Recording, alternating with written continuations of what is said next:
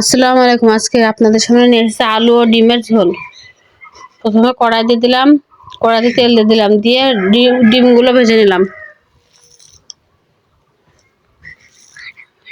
এবার কড়াইতে আবার তেল দিয়ে দিলাম, তেজপাতা ও পেঁয়াজ নাড়াচাড়া করে মশলাগুলো দিয়ে দিলাম। রসুন বাটা, জিরা বাটা, শুকনো ঝাল বাটা, লবণ, মশলার গুঁড়া সবকিছু দিয়ে ভালো করে কষিয়ে নেব। এবার আলুগুলো দিয়ে দিলাম, দিয়ে নাড়াচাড়া করে নিলাম। অল্প একটু পানি দিয়ে ঢেকে দেবো, দিয়ে একবার নাড়াচাড়া করে খুব সুন্দর করে তরকারিটা কষিয়ে নেব।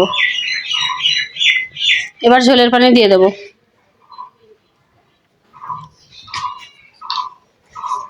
ঝোলের পানি দিয়ে ভাজা ডিমগুলো দিয়ে ঢেকে দেবো। তো ডিমগুলো দিয়ে ঢেকে দিয়েছিলাম, এবার নাড়াচাড়া করে আমার তরকারিটা হয়ে গেছে, এবার নামিয়ে নিলাম।